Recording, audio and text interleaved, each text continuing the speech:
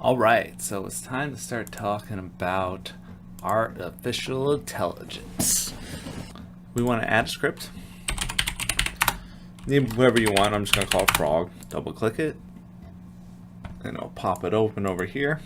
And just erase everything in the middle just because I don't like to have it all there. And now we got to think about what we want this frog to do. So right now he just sits there. And I'm thinking what we should do is have it so that he will jump in one direction for a while, and then he'll change direction, he'll idle, finish his idle animation, and then jump in the other direction. Okay? And we're going to show you how to do this. So it's good to have a gameplay in your head. The thing is, we don't really need him to do anything other than move. It's a very simple platformer game. We don't really need to be worried about like making it too advanced. We really just need him to move in one direction and then the other direction, right? And we're probably going to want like a longer platform for him to be on. This thing's a little bit too short for him to be jumping around on, you know? And it'll be too, like, he'll basically jump once and then just like idle and jump the other way if we do it on here.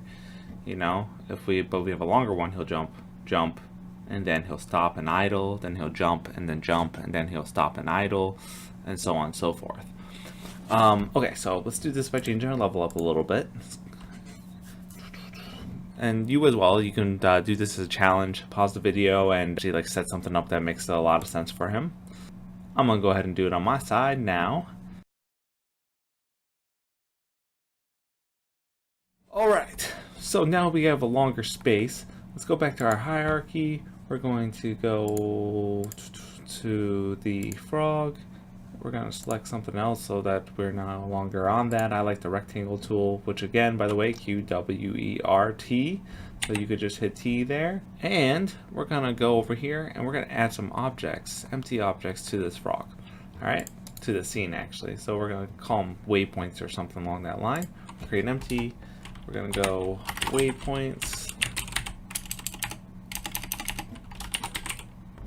We'll go waypoint. We'll go waypoint 1 or waypoint left because I don't think we're going to do any more waypoints in this game.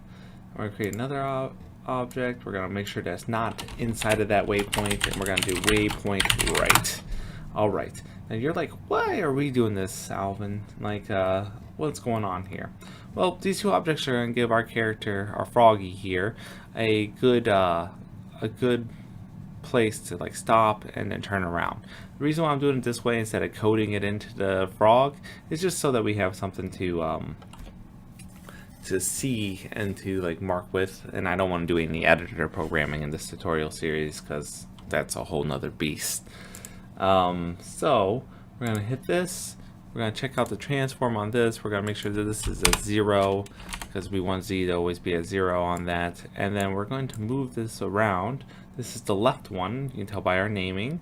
So we're going to want, after he gets to this point right here, we want a little cushion space between that and the end, because if he's just like right here, like for instance, if I put it right here and he hops to the spot he's in, he's going to take one more jump to the left because he's not past this point yet.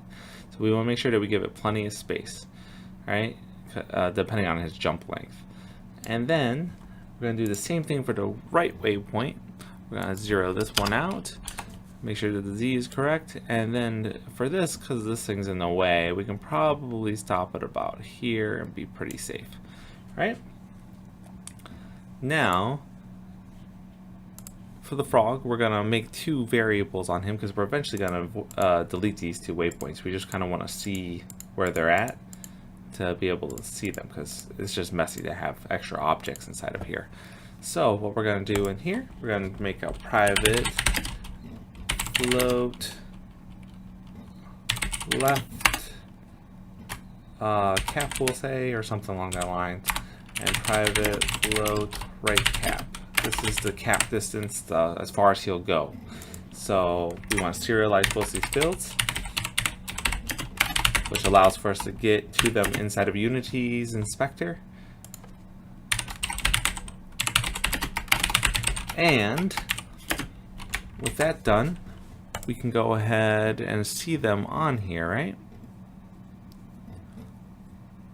So the left cap, So right now the left cap is 35.82 is what the left waypoint is. You copy this value right here, go to your frog, and you go, okay, then I want that to be 35.82, and you want to take a look at your right, you're like, okay, that's about the position I want in, you copy the 49.19, and you do this. Now if you could have just eyeballed that, that's fine as well. It's really up to you on how you want to do it, right?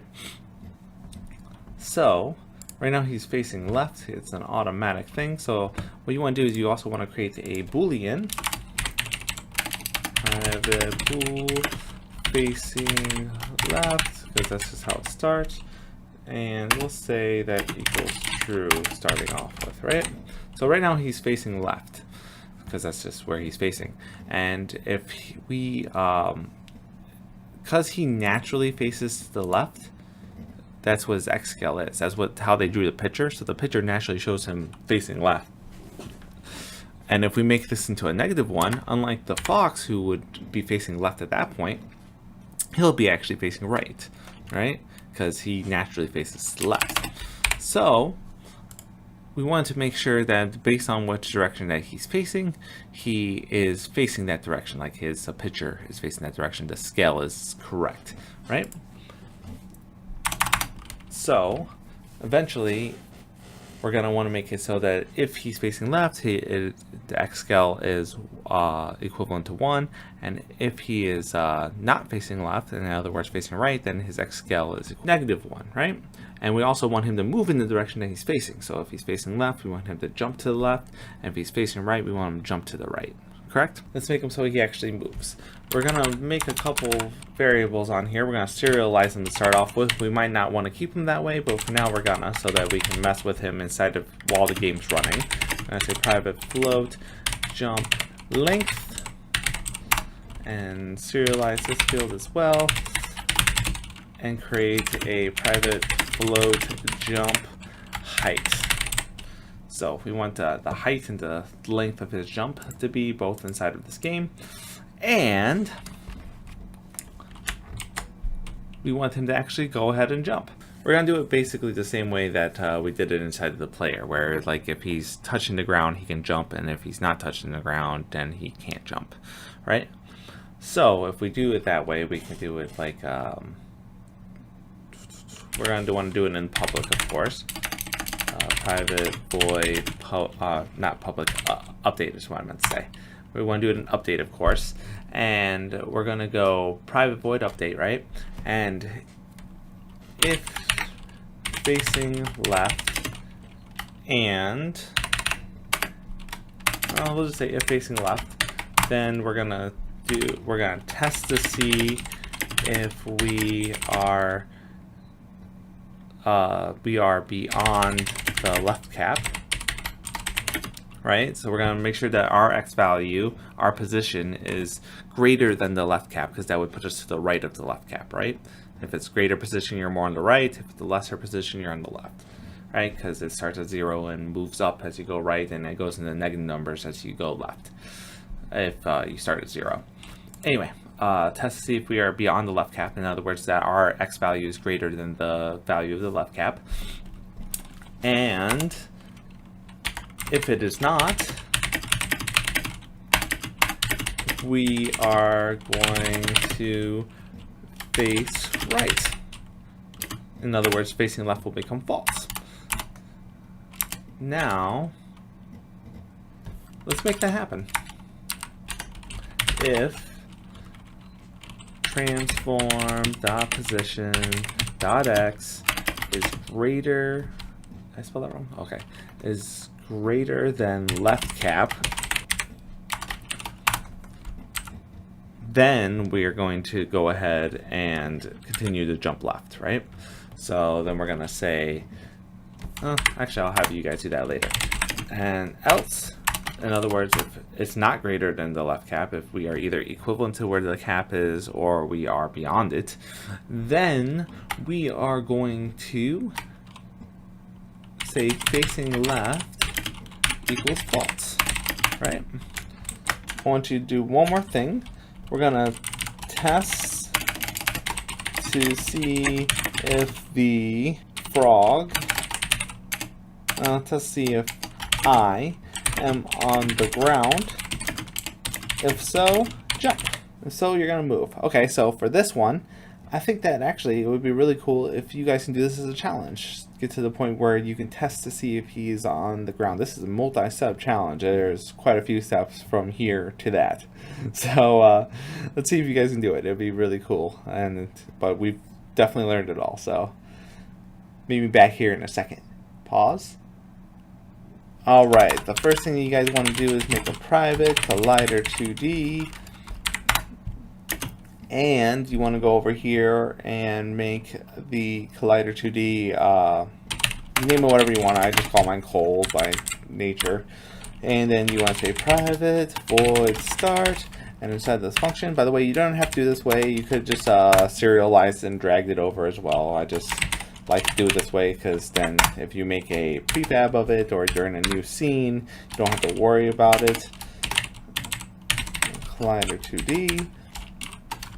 So this will get it for us, and this will set it equal to that, right? So now at the start of the game, this will set this equal to this. We do it in the start function instead of up here because this actually cannot do it because it's not inside of Unity at that point. And this method will run when the game starts, when the script becomes active. But up here, that's not necessarily true. This is all happening before that. So when they're compiling this information when you save the script and stuff, and they can't actually run this because it's, you know, outside of Unity. It's in Visual Studio over here. So anyway, now we have a collider. Now we can test if col.is touching layers. And once again, we need that layer mask inside of there. So we can create ourselves a serialized field. We'll put it above there so all our serialized fields are next to each other. We're going to say private layer mask ground. And then we're going to put ground in here. So now, if I'm on the ground, I can jump. We're going to put jump in there, right? So we're going to test this out. We're going to take a look at our froggy. We're going to put it the ground layer down there. Now, in order to jump, we got to do one more step here. We need a whole nother variable again. So why don't you guys do that as a challenge? See if you can make him jump based on his jump length and jump height. All right. So if you didn't know, we need to set up a rigid body 2D. We're going to call it RB or whatever you want to call it. It's fine. Just make sure it's something that you can remember. And we're going to get component. We're going to get rigid body 2D. We're going to go like this. And then we are all set. We have a rigid body 2D inside of there. And now we want to jump. So we're going to hit rb.velocity equals. And you can tell what to make it equivalent to because you can tell what it is based on the last thing that you write after all the periods. Vector 2. We're going to say new, not network, new vector 2. And we want the x value to be equivalent to the jump length. But it's going to, because we are facing left and we are jumping to the left, we're going to want it to be negative jump length. And we want the height, the y value, to be equivalent to jump height. Now we want some initial numbers up here. So maybe we can do like jump length as 10f and like jump height as, let's say, 15f. And that might work to start off with. We'll figure it out after that. When we get inside the game, we can mess with the numbers inside of our inspector. Now we have this. Now we want to do the same thing for the right cap. So now, right now we have if facing left, it does all this, right? And only that. And then it sets it to false if this is the case, right? We got to do one more thing over here and make sure that character is actually facing the correct direction, right? So we want x scale to be equivalent to 1. So if x scale, so in this case it's a transform dot, if you just write in scale, you'll actually get the right thing, but I actually already knew it was local scale. But if you don't, then you can check it. Dot x does not equal 1. Then transform dot local scale equals new, and this is a vector 3 if you hover over it. Vector 3, and we want the x value if you scroll down here, they'll actually show you what order it goes in. X, Y, X, Y, Z, right? So you can do this. You want this to be 1, this to be 1, and this to be 1. In other words, he stays exactly the same size in all of the axes every way. So horizontally, vertically, and, well, depth-wise, but that doesn't really matter inside of a 2D game. In fact, we can even just go like this because they just automatically assume. And that about does it. So this make sure Sprite is facing right location, and if it is not, then face the right direction. Right? Just to see. We don't really need to comment on that because it says exactly what it does. See if I'm on the ground, if so, jump. And this obviously is a jump. And then otherwise we go, we make it false, right? So we start to face right. So that about sums up how to do facing left. Let's go ahead and make the same thing basically for facing right. So this will make it so that facing right is actually happening. Now we want basically the same thing to happen here. So let's go ahead and make it. We can just copy and paste it. If it is less than the right cap, in other words, if we are to the left of the right cap, then we can continue the jump and go towards it, right? And if this is not equivalent to -1 in this case, because we want to be -1, then we're going to set it to be -1 so that we are facing to the right. Okay? And make sure that we are touching the ground, and then we want to jump. And we're going to do jump length and jump height. Okay? And it'll only do this jump if we are touching the ground, and else this is going to be true. In other words, if we are beyond that right cap, then this will be set to true, and we will go back to doing this. There we go. That should do the basic jump functionality. Alright guys, I had to edit out some there because I made a stupid typing error earlier today and actually wrote state there instead of start. You can tell, by the way, when you've done something like that when this doesn't turn blue. Man, mistakes. Okay, so alright, so now it's time to go into the game and test it out real quick.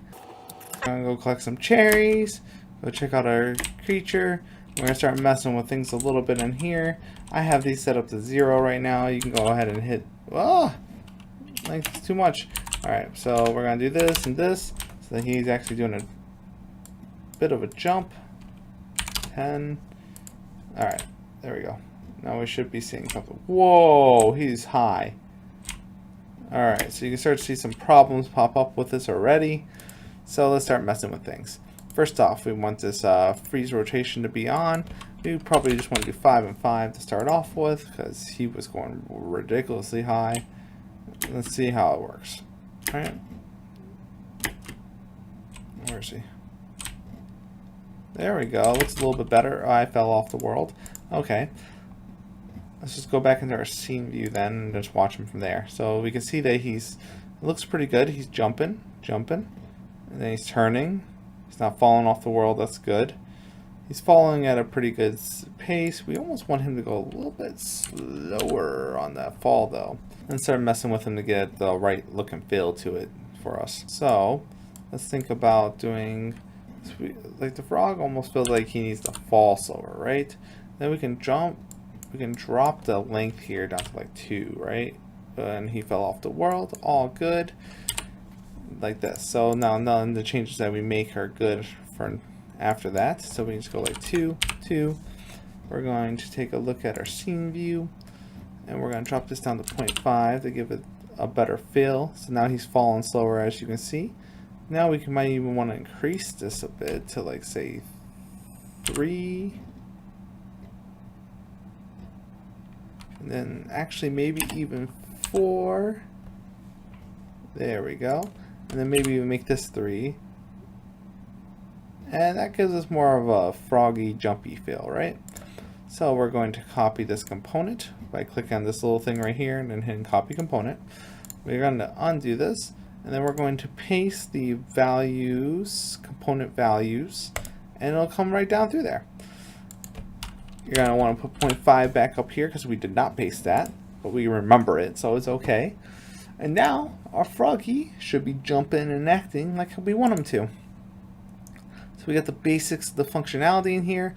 We're going to go into part 2 of the AI next time, but first I want to go over the scripting. You can skip this if you understood what we did and everything within the frog script, but I want to make sure that from top to bottom we know exactly what's going on and how it's working. So we put a left cap and a right cap inside of here, both with their own values that make it so that the frog knows when he's supposed to turn around and such. We have a float for the jump length and a float for the jump height. These allow for us to control the amount of power that is going on. The jump length, of course, controls the velocity going horizontally, and the jump height upwards.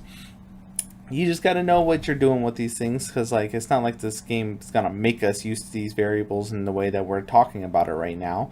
It's just something that you have to decide while you're making it. We made the layer mask so that we can put it into, so we know where the ground is at. That, of course, works completely based off of, as soon as I open up level, foreground, and you can see that we have the layer ground on here. Now, the colliders used to, of course, test to see if we are touching that ground. And the rigid body is used to actually control our speed and where we're moving at, right? So now we have facing left being equivalent to true. That is how we figure out where our sprite is facing, which way we want him to move, and how we want the X scale to be. Meaning how we want the frog to be facing on here. Because if you put in -1, you can make him go that way. And by the way, you can, of course, widen it up and make it go normal and such, and widen it this way. And that, of course, works if you want a big frog, for instance. You can always go 2, 2 like this, or 5, 5. Of course, the picture gets a little bit less and less good as you go up higher and higher, but that's okay. 1, 1 is what we're going to stick with for this game. And now we get into the meat and potatoes of things. Start is ran as soon as the script starts inside the game. The collider and the rigid body both are assigned right away. We check to see if we have this component on us and add it to these variables. So collider equals, then we look to see if we have this variable on us. Unity, when it starts up, it goes, okay, I'm starting all these scripts right now. I'm starting everything that's on you, frog. Do you have anything in your start function? And then frog goes, oh look, I do have a start function. I need you to get the component collider2d, and I need you to set it equivalent. I need you to set my variable col up as that variable. Then Unity goes, okay, I'm gonna get that component for you. Let me see what's going on through here. Oh, well, we have a box collider2d that is of the type of collider2d. Like collider2d is the parent of that class. You don't need to know what inheritance is yet, but just know that box collider2d is a type of collider2d, so it still counts it. So Unity goes, oh, we have box collider2d, I'll pass that over to you. And then Frog's like, okay, cool, now my col is set up as that, but I have one more thing for you to do. RB, I need that to be set up as rigid body. So Unity goes, okay, I have rigid body 2D, I'll send that over to you. And then the game starts running, and in every, multiple times a second, probably 60 to 200 or so times a second, the game updates. It refreshes the picture on the screen. Unity goes, I need to draw everything on the screen real quick and make the screen move right. And then every time it does that, it says update. So it goes, hey, frog, hey, everything else inside of me. Is there anything I need to do for the update for you? And then frog goes, hey, yeah, if I'm facing left, then I need you to check if my position is beyond where my left cap is, where that number is. If it is, I need you to make sure that I'm facing the right direction. And I also need you to test if I am on the ground, because if I am on the ground, I need to jump. I need to actually go in the right direction and jump to the right length and height. But if this isn't true, if I'm not beyond my left, if I am actually beyond that left cap, if I've gone further than that, basically if this is not true, then I need to not be facing left anymore. This goes, but if I'm not facing left, by nature, of course I'm facing right. Okay, I need you to check my position, and then so on and so forth. Basically the same thing as up here, right? So that's basically how all the logic works. I hope it all makes sense. As usual, if you liked the video, please hit the like button below and hit that subscribe button with the bell notification so you can get all the updates. Also, please leave me a comment below, letting me know what you like, what you dislike, what you want to see in the future. And thank you so much for hanging out with me. Have a great day. Bye.